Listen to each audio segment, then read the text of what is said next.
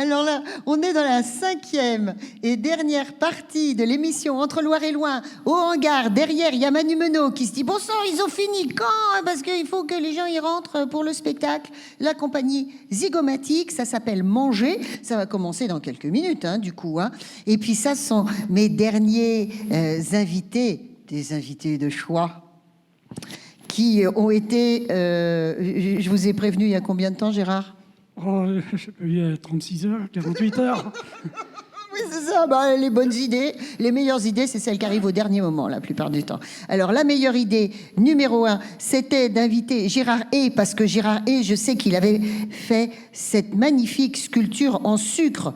Et puis après, je me disais, j'ai besoin, bon sang, d'un cuistot, mais un cuistot qui soit un peu rangé des bécanes, parce que ils sont tous au fourneau à l'heure actuelle, avec cette 34e édition comment on dit, de la gastronomie ? Le mois de la gastronomie à Montargis. Et il y en avait un qui était là, il s'appelle Jean-Jacques Liot, il est retraité ?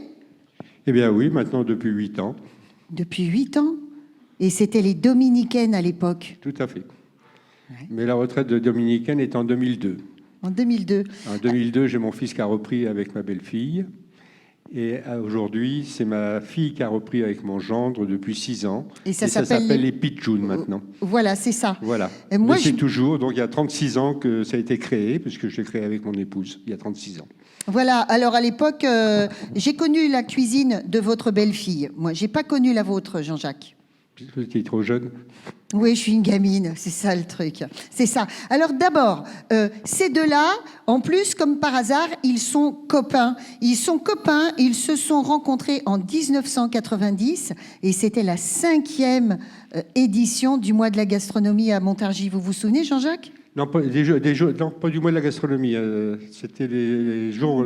Les jours de la gastronomie, oui. Du concours de gastronomie. Ah, c'était pas pareil. Non, c'était dans le cadre de la foire de Montargis et c'était les concours gastronomiques. C'est un ami commun qui nous a rassemblés. Pascal Rio, qui est un pâtissier également, et qui était ami avec Gérard. Et c'est là qu'on s'est rencontrés, qu'il l'a présenté, puisque j'organisais moi les concours. Et c'est là que Gérard est venu pour la première fois. Viens voir, tu verras, c'est bien, tu vas le rencontrer. Et puis c'est comme ça, depuis... Alors, ça constituait... C'était quoi le concours dont vous parlez à l'époque ? C'était des pièces en sucre. Il y avait comme ça, comment dirais-je, des pièces sous verre. Et il y avait aussi des pièces qui étaient à faire sur place. Il y avait je sais plus s'il y avait des galettes, je crois. Il y avait... Alors, je vais préciser aux gens qui nous regardent que Gérard Hay, il est meilleur ouvrier de France depuis 1976, ce qui ne le rajeunit pas. Et en l'occurrence, il est super meilleur ouvrier de France. C'est un professionnel donc du sucre. On dit de la sculpture en sucre ? Oui, c'est plus près du modelage. Et puis ça c'est mon passe-temps favori. Voilà. Cette pièce-là, je l'ai faite pendant la premier confinement. Ouais. Le confinement du confiseur. Voilà. Et donc, Gérard, il a présenté ses pièces partout dans le monde. Et vous avez donné des stages, vous avez formé des ouvriers confiseurs partout dans le monde à cet art qu'on voit nulle part. Oui, je donnais des cours. Et puis, parmi mes élèves, j'en ai 5 qui sont devenus meilleurs ouvriers de France. Alors, déjà, quand on sort 5 meilleurs ouvriers de France, c'est pas facile. Donc, je crois qu'on peut le féliciter parce que c'est beaucoup de temps passé pour arriver à emmener des concurrents pour être meilleur ouvrier de France. Donc c'est un temps qu'il a passé énorme pour pouvoir faire ça. Et Jean-Jacques, c'est quoi votre spécialité ? Moi, ma spécialité, je suis autodidacte.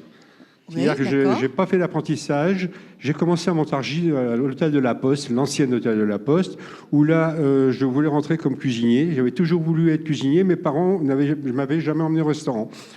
Et donc, je suis rentré. On m'a dit, il n'y a pas de place. Il y a une place, une année d'apprenti comme serveur. Et si tu veux, après, tu passeras en cuisine. Donc, j'ai passé 3 ans où je faisais le service le midi. L'après-midi, j'étais avec le pâtissier et les cuisiniers à préparer. Mes jours de congé, je restais là et je travaillais que comme ça. Et ensuite, je suis passé dans un autre établissement où là, j'ai dirigé à 27 ans un gros établissement. Et je me suis mis en cuisine. Et j'étais donc autodidacte dans la cuisine. Voilà. Et c'était quoi votre... Titoutou, faut le calmer là, parce que c'est fatigant quand même. Hein. Et donc, c'était quoi votre spécialité? Vous étiez meilleur dans quelque chose, dans le salé, dans le sucré, dans quoi? Plus dans les sauces. Vous êtes un maître saucier, comme on dit? Tout à fait, oui. Dans les sauces, j'ai toujours été un petit peu spécialiste et reconnu. Il en rigole. Il en rigole. Oui, il est tout à fait, malicieux. Non, parce que pour moi, la cuisine, c'est un plaisir. Donc, ça vient comme ça. Ça vient... donc, expliquer les choses, c'est difficile. Mais par contre, les réaliser, c'est magnifique. Alors, donnez-moi comme ça, là, de but en blanc, l'un des plats qui vous a le plus marqué ou que vous avez peut-être toujours plaisir à faire dans le cadre privé, maintenant que vous êtes en retraite? Alors, dans le cadre privé, je fais très attention parce que bon, j'ai quand même pris, mais... Oui, j'ai remarqué ça d'ailleurs, oui. Jean-Jacques, je voulais vous le pourtant, dire je fais quand attention. même. Faites comme moi, rentrez le ventre. Non, je me laisse aller, ça va. Alors, Non, la non, recette qui vous dans plaît. les recettes, c'est difficile parce que j'étais quelqu'un où je créais tout le temps. Donc, j'en mettais toujours en cause. Donc, dire une recette, c'est pas toujours évident. D'accord. Alors, je me retourne encore vers Gérard. Gérard, vous avez eu une pâtisserie-confiserie sur les Champs-Élysées. Rue de l'Étoile. Voilà. Oui. Ça fait 50 ans que je suis pâtissier. Et j'ai été 35 ans installé rue de l'Étoile. Alors, Patrice, il est depuis tout à l'heure en train de montrer les détails de votre sculpture. Si on s'approche un petit peu, Gérard, dites-moi, là, les petits fils, ça s'appelle comment? Et dessus, les petits grains? C'est comme la barbe à papa. La barbe à papa. Ouais. D'accord. Et puis les petits grains, c'est du sucre. Du sucre que j'ai coloré, et puis je trempe dedans. De toute façon, tout est en sucre, comme ça, vous n'avez pas à vous casser le pompon. Il y a des choses là, il y a différentes textures, il y a des textures granuleuses, il y a des textures toutes lisses et toutes brillantes. Oui, celles qui sont granuleuses, c'est parce que j'ai rajouté du sucre dedans. Du sucre cristal, du sucre pas cuit. Alors ça fait cette apparence de granulé. Parfois, vous peignez, vous donnez des coups de pinceau, et d'autres fois, vous travaillez à l'aérographe un peu? Oui, je fais beaucoup aussi à l'aérographe. Ça, c'est du sucre, monsieur Afzard, vous ne trompez pas. Hein. Moi, j'ai cru que c'était un cajot. Je me suis dit, oh, il avait plus le temps. Le père Gérard, il a mis ça dans un cajot. Mais non. C'est une autre forme de sucre. Ça c'est du sucre cuit et ça, c'est pas cuit. Ça, on fait une pâte, on l'étale au rouleau, on laisse sécher, puis après on assemble. D'accord. Et puis ça, là, les rubans, ils sont trop beaux. Ah oui, ça, c'est du sucre cuit. Et là-bas, juste en bas, là, Patrice, regarde. Le petit pain, là, avec des petites miettes de pain, eh ben, c'est pas du pain. Non, c'est du sucre. C'est une autre façon de faire le sucre. Non, c'est pas du pain. C'est une autre façon de faire le sucre. Et puis là, oui, dans le sucre, on met du sucre, comment dirais-je, de la glace royale. Il mousse. Alors voilà, c'est très marrant parce que je me disais qu'à une époque, à l'heure actuelle, la gourmandise, on dit un produit gourmand, un repas gourmand, etc. C'est devenu une qualité, alors que pendant longtemps, évidemment, la gourmandise était un des péchés capitaux, n'est-ce pas? Tout à fait.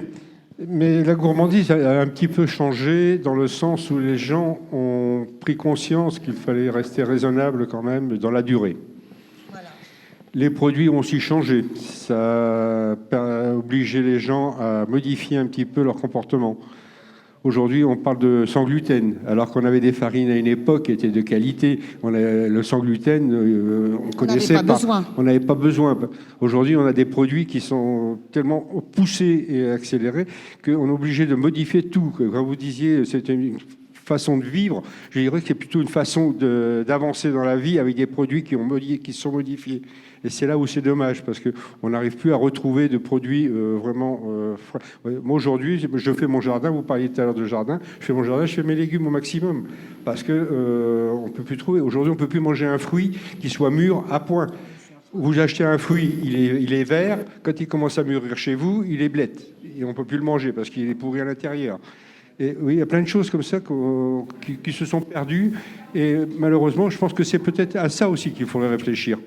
Et non pas tout changer, à vouloir dire qu'il faut modifier tout dans l'autre sens. Eh ben, moi, je pense qu'on peut s'arrêter sur ces considérations de Jean-Jacques. Je reste sur un regret immense. Je n'ai jamais goûté sa cuisine, mais c'est bien de temps en temps de ne pas être forcément toujours rassasié de tout. Donc c'est bien, mais quand même, je suis un peu... Il faut savoir quand même que dans le Loiret, on a quand même beaucoup de cuisiniers de renom qui vivent dans le Loiret. Je pense que c'est important de le dire. Très bien. Moi, j'ai eu la chance, par contre, grâce à un cuisinier qui vivait dans le Loiret, de partir 15 jours à Singapour et d'exécuter pendant 15 jours des recettes du Val-de-Loire à Singapour, au Mandarin, un des plus grands hôtels. Et quand je suis arrivé à Singapour, là, j'ai été un petit peu bluffé. J'avais l'avenue principale où il y avait des photos de 1 mètre sur 2 avec moi dessus en disant... Et là, c'est impressionnant parce qu'eux, ils font ça tout en grand. Mais ça a été un moment exceptionnel parce que j'ai dégusté, il y avait 5 restaurants dans l'hôtel et j'ai dégusté des 5 restaurants avec des cuisines différentes. Et là, j'ai pris un grand plaisir à aller là-bas pendant 15 jours. Eh bien, voilà. Merci Gérard, merci Jean-Jacques de nous avoir parlé de ce plaisir de manger, de créer de belles choses. Je voulais vous dire, les gens, vous êtes nombreux à nous encourager quand vous regardez nos petites vidéos sur le net. Mais vous savez, rien ne vaut le vrai. On pourrait se toucher comme ça, on pourrait toucher nos viandes, on pourrait faire rentrer le son dans nos oreilles et nous regarder avec nos vrais yeux si vous veniez le 19 novembre pour l'enregistrement de cette émission. Merci à tous. Bye bye.